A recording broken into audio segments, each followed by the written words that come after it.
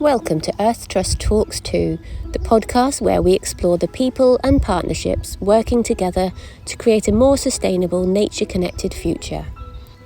I'm Susie Kemp, and in this episode, I'll be speaking to the dedicated beekeepers looking after the hives on Earth Trust farmland. Their work helps to support healthy populations of honeybees, but the impact goes far beyond just honey production. Managed hives play a part in encouraging a thriving environment for all pollinators, including wild bees, butterflies and other insects that are vital to both food production and ecosystem health. Pollinators are essential for many of the crops we grow and eat, and they contribute to the rich web of biodiversity that keeps our landscapes resilient. Yet, many wild pollinator species are under threat due to habitat loss, pesticides and climate change. In this conversation, we explore what draws people to beekeeping, the joy and responsibility of caring for bees, and some practical advice, including what to do if you're stung. We'll also learn how our guests make the most of what the bees produce, turning honey and wax into natural, sustainable products. Join us now as we delve into the fascinating world of bees, both wild and kept, and meet the people working to protect these essential creatures. So I have two very special guests joining me today. We have Yvonne and Roger from the Oxfordshire Beekeepers Association. Hi, both of you. Hello. Hello. So let's start with the basics. Can you just introduce yourselves and tell us a little bit about your beekeeping journey? Roger. Okay, yeah. So, my name's Yvonne.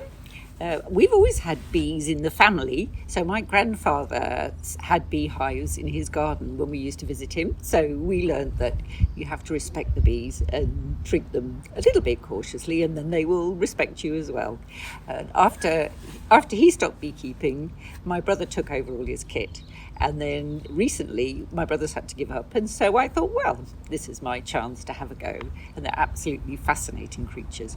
The biggest thing that for our family is that we all like honey in the comb. And it's quite hard to find honey in the comb sometimes. So my brother used to supply my mother with comb honey. And then when he stopped doing beekeeping, I thought, right, I'm going to have to start doing that then. So yes, need to keep up the supply. Keep up the supply of comb honey, yeah, which we all love. So I'm Roger. I started beekeeping in 1979.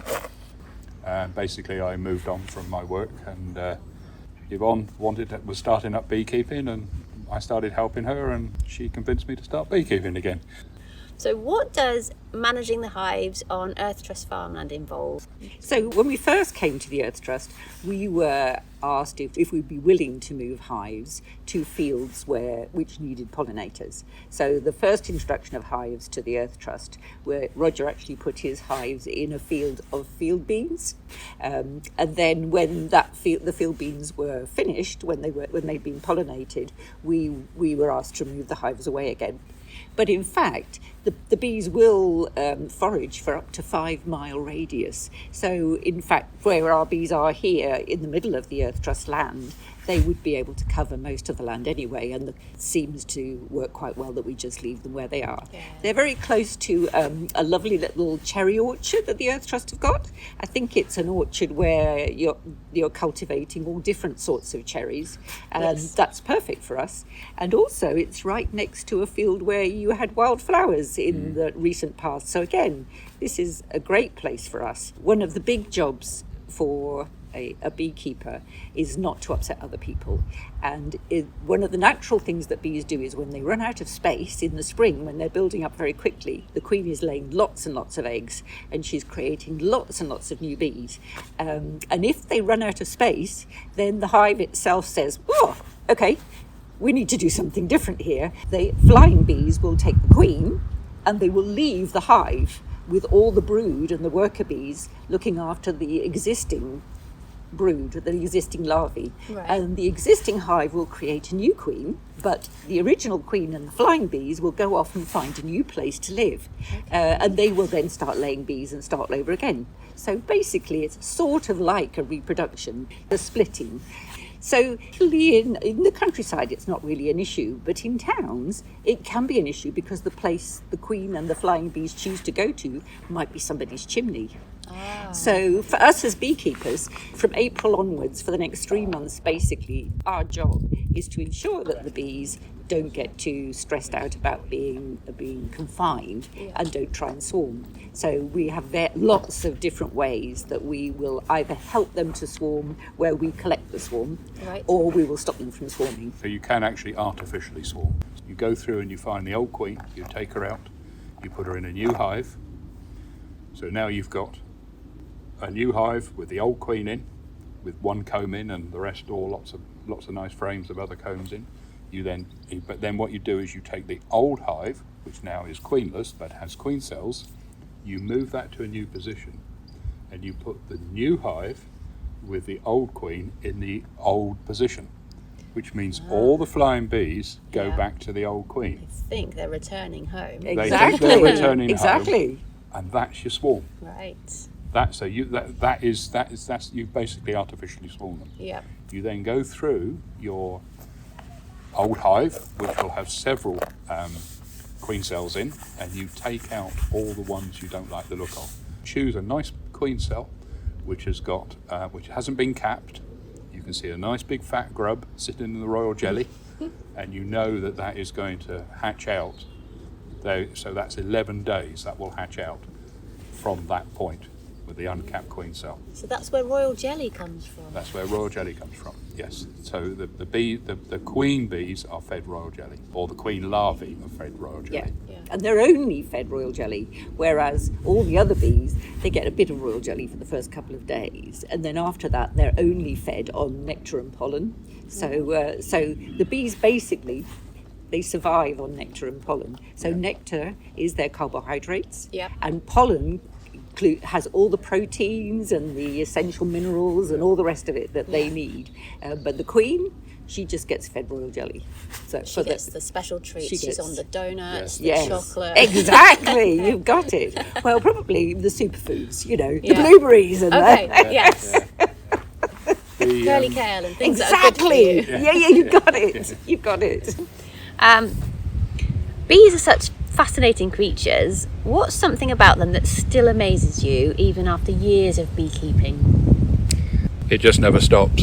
Every year the bees will do something different that you are not expecting. They will surprise you every time. And that's the fun thing, actually, and that's isn't the it? fun bit. Yes, exactly. So every time we go and open up the hive, we don't know what we're going to find. We can guess, and we take all the equipment that we think we're going to need, but somehow you open it up and they'll be doing something that you hadn't thought they were ready to do yet. And you go, oh no, all right then, okay. So we always hope we're going to be one step ahead, but we're actually always one step behind. So for instance, last year they decided to swarm on April the 7th, and I have never ever had a swarm that early. Wow, yeah. It was a fairly mild winter last year, but a very wet one.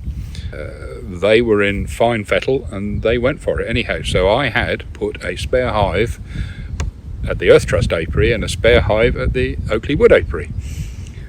And 2 swarms came out on the same day. So I no longer had a spare hive. Yes. And I was 1 hive short at Oakley Wood. So we had to run around and grab another hive to get it sorted out. So they always surprise you. Fascinating wise, it always fascinates me. And the more you look at them, they develop. I mentioned earlier on about the Varroa bug, which is something that's come in from Asia. Which is a little mite which gets into the cells with the larvae and actually eats bits of them. Right, and that's affecting other pollinators as well, is it, or just? Don't think so. It's mostly affecting honeybees because because it likes to develop within the brood cells. So it dashes in where the larvae are and waits for the honeybees to cap off the top of the larvae, and then it reproduces inside the larvae. So because the honeybees have so many larvae in one spot, whereas solitary bees don't. Solitary bees are only laying up to something like 20 eggs, and they're only doing that once a year. So that doesn't give the mites enough chance to develop into a big community. So it's really the honeybees that get tackled by that. And what Roger was saying about the early swarms is really interesting. interesting because the reason that's happening is environmental change. So as our climate gets warmer in this country, then the bees are swarming earlier and earlier in the year, which is really catching beekeepers out, and that's something that really interests beekeepers. But does that mean for the bees that they have a longer, productive year Yes. before the winter comes? Yes, they do. But in some countries, they don't cluster at all. They just produce honey the whole time. So some countries, particularly Africa and India and places like that, they just have one brood box and they're just producing honey all the time. So the beekeepers are taking honey off all the time. Right. Whereas in the UK, we have a distinct season and we have about 4 months of the year when the bees don't go out and take honey at all. They just huddle together and keep each other warm. They don't hibernate, but the outside bees it's like a football, and the outside bees flap their wings really hard like we do when we're shivering, and that creates warmth and keeps the inside bees warm. And then they change places and go into the middle, and the next lot of outside bees do the same thing. And they do that for 4 months. They don't leave the hive. They don't take anything from outside the hive, and that's why they have to make the honey, because solitary bees don't make honey. So that's why we're interested in the honeybee, the particular species of the honeybee, because of the way that they operate. They create big quantities of honey to see them through the winter. And the more space you give them, the more honey they create. And we only have to leave on enough for them to be able to survive the winter. And we can take off any of the extra so that we can get access to honey. Okay. So climate change is a really big thing for UK beekeepers, and it's making a big difference. And especially another example was last year we had a really wet spring. It may be warmer, but it's getting wetter as well. And the bees have a real problem when it's wet. They can't tolerate the rain. And especially the really big problem is that when the swarming season is around, the bees, the queen bee gets fertilised in flight. So she has to be outside. Yeah, I know. It's unbelievable, isn't it? So she has to be able to fly. And if it's really rainy during that season, she can't get out to be fertilised. And then we have real problems that we don't have well-fertilised queens, and they don't lay enough eggs to be able to get the bees through the winter period. So it's all really the more you learn about it, the more you realise you don't know. That's the fascinating thing. Yes, I mean, but the queen the virgin queen on her mating flight just flies up and up and up and up and up and up and up. And the strongest drones, all the drones are chasing, and the strongest drones will catch her. And she will mate up to about 15? Yeah, 10 to 15. Just that she will mate with. Yeah. It kills the drones, the mating process, so they drop down dead. And that's the only time she goes on a mating flight. And she could last 5 years. Yes, yeah. Oh. This is real girl power, this. Yes. Queen poor bees. Drones. Yeah, poor drones, absolutely. Well, and the other thing is, the drones, they get welcomed most of the year because they're there for a purpose. They're there to fertilise the queens. But as soon as the weather gets cold in the autumn and, and the bees are thinking about, well, how much honey are we going to need for the winter, the drones get kicked out. They're just literally pushed out the doors. And they die. Wow. And they die. This is a harsh life. This is a harsh life for drones, yes. Yeah. And then bearing in mind that mating flight, she can lay, in summer, she could be laying 1,500 to 2,000 eggs a day. Yes. Gosh, Yeah. that's hard And she work. could last five years Yeah. on that one mating flight. So you were asking what's the interesting thing, some of the interesting things.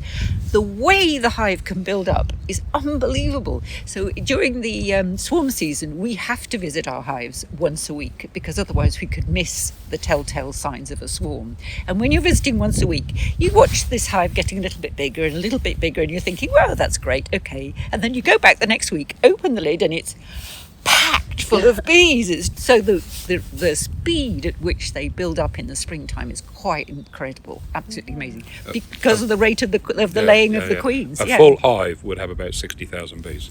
Yeah. In one hive. Yes. Yeah. So. Yes, you don't want to knock it over.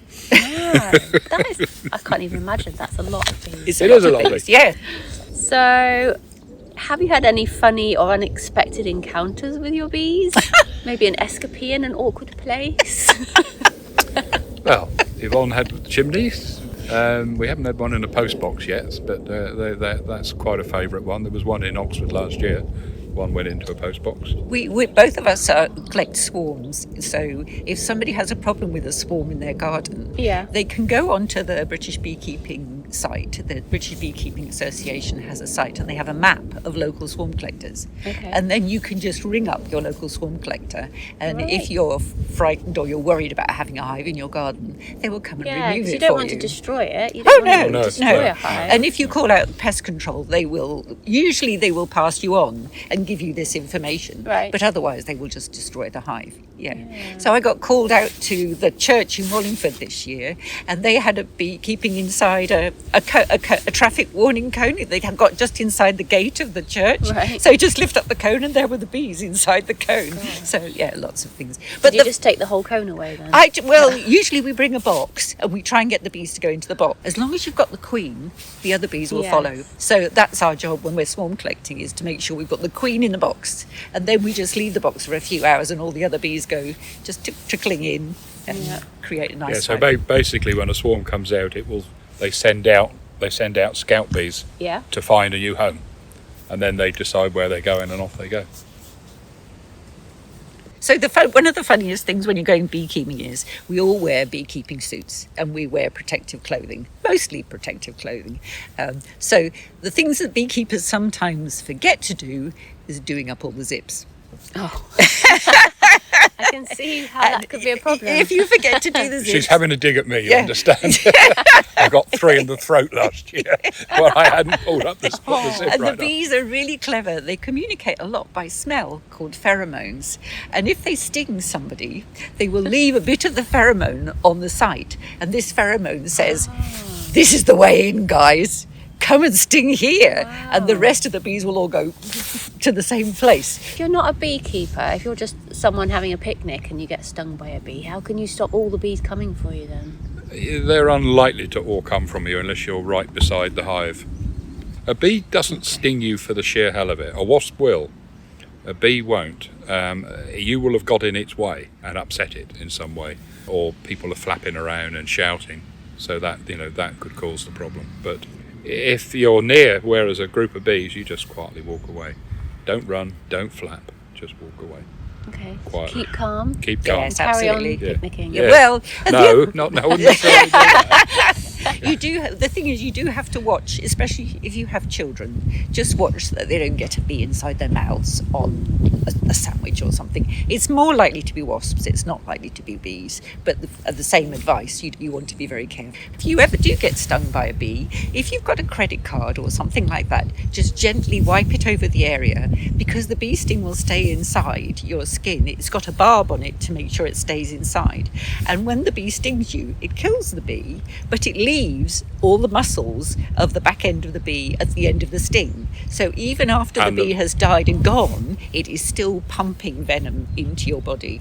So if you just take a credit card or anything that has a flat edge and gently wipe it across the sting and get it out of your body as quickly as you can. Wow. And Don't use 2 fingers and try and pick it out, because you've now just squashed the poison sac and given yourself the full dose. Oh. So you want to just scrape it off. Scrape it away. Yep. If you're really strong Top and tip. powerful, and we've both done it, but we don't do it often, the bee, if you leave the bee alone, it will circle round and wind the barbs up round this sting and pull it out, so it doesn't kill it. And then it'll go and sting you again. Don't give up. They're persistent. Okay, that is a good tip. So we've got hives here at Earth Trust Farm. What do you think makes this farmland such a good home for your bees? It's wildflowers. It's pretty sheltered where they are. Well, it's certainly sheltered from behind them, from over the clumps. Are there any specific wildflowers that they particularly like? There's a lot of clover there, but we then had a lot of the ragwort growing, which made interesting tasting honey. Well, the taste was all right, but the smell was quite revolting.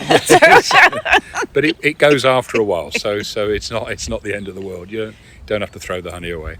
We read up about it, and apparently ragwort is part of the aster family. And when bees take pollen from aster, it makes very smelly honey. It smells like pig's urine, somebody told me. You leave the honey, honey will always crystallise in the cold in the winter. And if you leave the honey to crystallise, then after it's crystallised, there's no more smell. The smell Thank goes. goodness. Yes. Yeah. Okay. And is there a type of wildflower that gives a particularly nice flavour then? We've said ragwort, possibly not a nice flavour, but is there a particularly good flower for honey? Clover makes lovely honey. Yeah. And the thing that you've got here is you've got lovely lime tree, and in sort of mid-spring the lime tree has flowers, and the lime tree honey is really lovely. I really like it. It's not quite as sweet as the rest of the year, and it has quite an interesting flavour, so that's been great. Wow. And that's just very close to our hives, literally. So when we come here, when the lime tree's out, basically it's just humming with bees. It's lovely, really roaring. Yeah. I mean, what we do is we actually keep all our seasonal honey separate, and they all taste different. So the honeys actually taste different. We don't mix it all together and blend it. Yeah. So we've got early spring, early summer, late summer, and each one tastes different. And as the year goes along, it gets darker. There used to be, it didn't happen last year, but we used to have something called a June gap.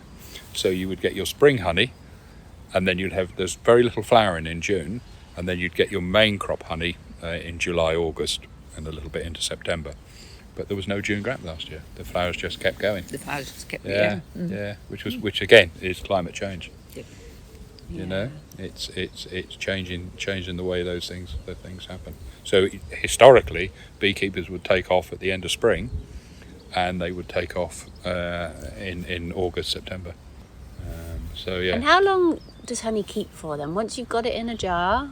We're required by law to put a best before date of 2 years, but I think there's a general understanding that honey lasts a great deal longer than that. But one of the things that people buy honey from beekeepers for is because of the enzymes that are in there that are supposed to be good for us. It's good for your stomach, it's good for all sorts of other things, and they tend to get destroyed after time, particularly if people want runny honey, because in the winter to keep runny honey you've got to warm the honey slightly, and we're very careful. We only warm the honey up to the temperature inside the hive, so that's fine. But for shop bought honey, they pasteurize the honey, so they have to increase the honey temperature quite considerably to make pasteurized honey, and at that point all the enzymes are destroyed. It just kills all the good stuff. It kills all the good stuff. Exactly. The golden question: what makes your honey special, and how would you describe its flavour? It changes every year because of the crops they're on, and each year it surprises you. You know. Once we got rid of the smell of the ragwort honey, well, it was ragwort and clover and some of the sort of blackberry flowers that were out at the same time. The taste was delicious.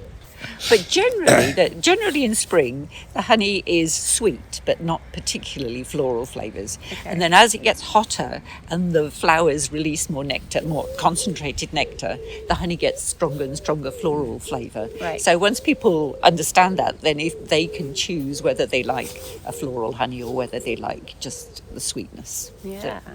And have you got a favourite way to enjoy honey? What's your favourite sweet treat? Everything. What's the baklava?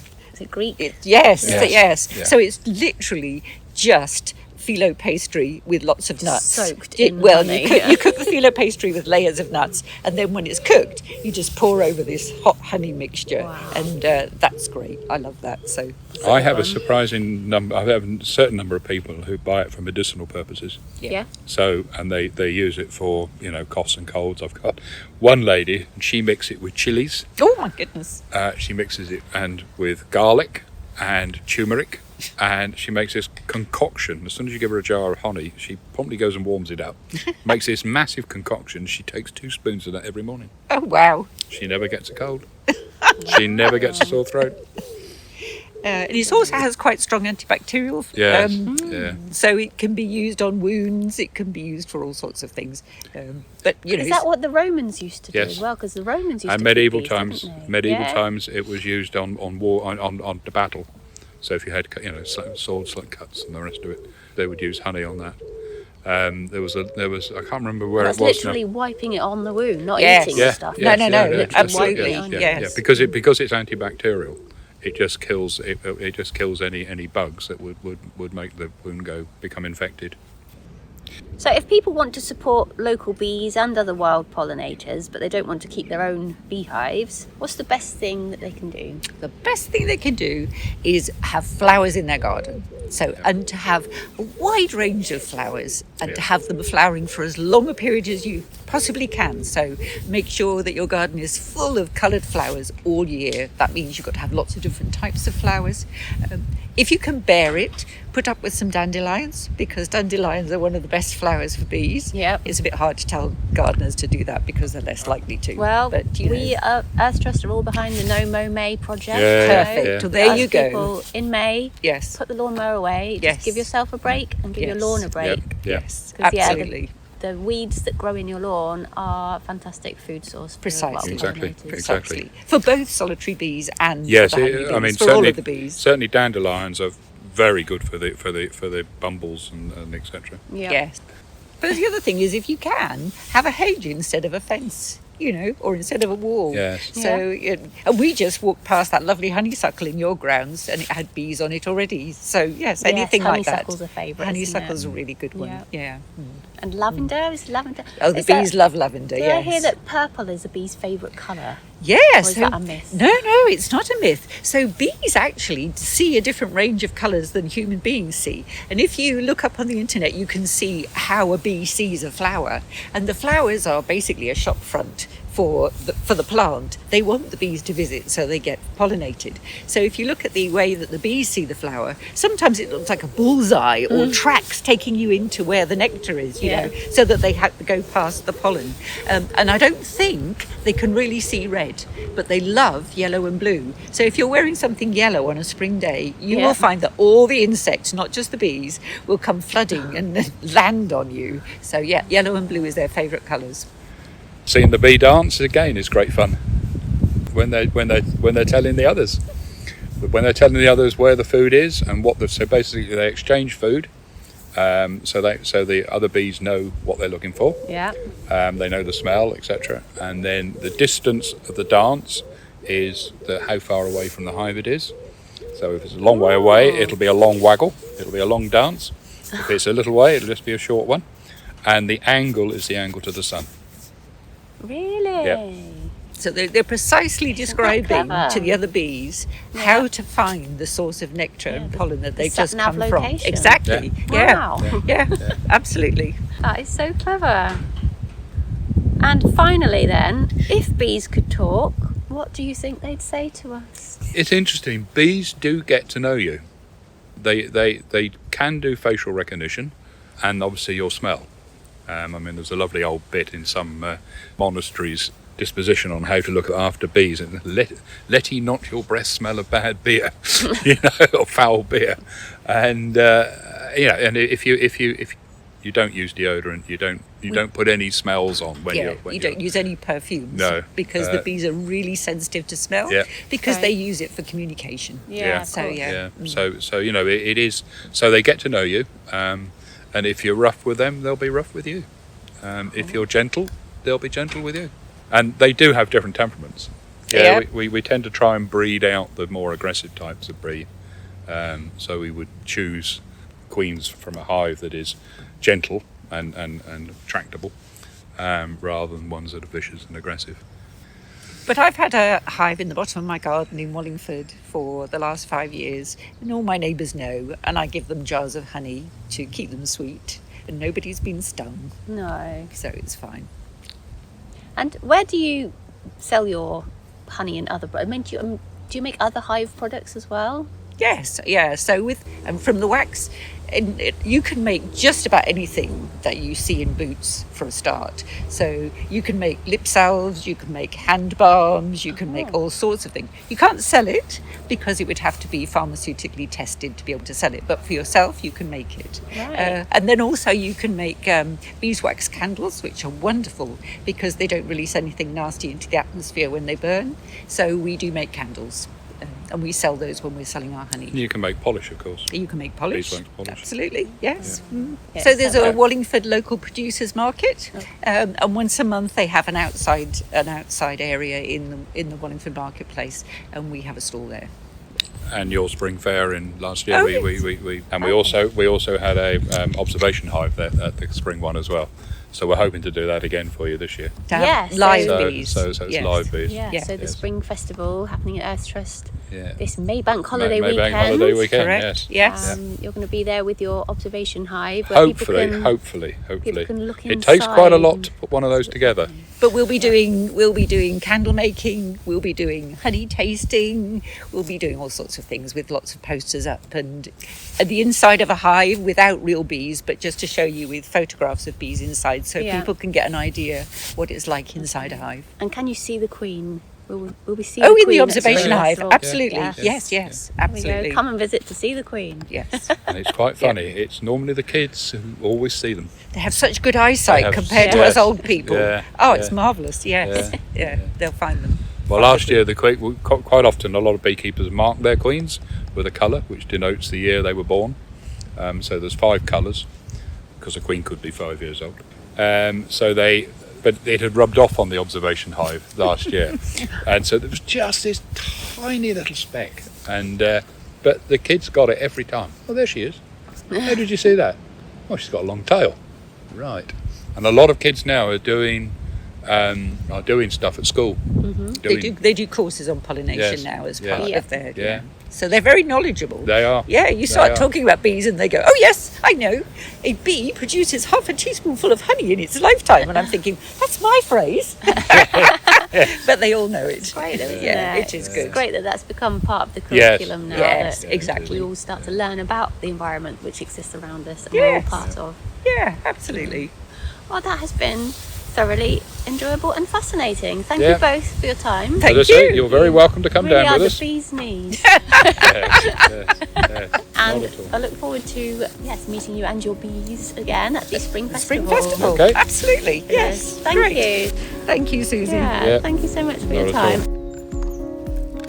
A huge thank you to our beekeepers for sharing their insights, experiences and deep passion for supporting pollinators, both managed and wild. Their work not only helps sustain our crops and natural landscapes, but also reminds us how interconnected we are with the smallest creatures around us. Whether you're a budding beekeeper, a wildlife enthusiast, or just someone who enjoys a spoonful of local honey, we hope today's conversation has inspired you to appreciate the vital role that pollinators play in our environment and the simple steps we can all take to help protect them. You can join us for our Spring Festival this May Day Bank Holiday weekend here at Earth Trust for a chance to meet the beekeepers in person. You can learn more about their work and enjoy a whole host of fun family activities on the farm, including nature trails, craft workshops, and local food and hands-on farming experiences. It's the perfect day out for all ages and a wonderful way to connect with nature and our community. For more details, head to our website or follow us on social media. Thank you for listening, and we hope to see you at the festival.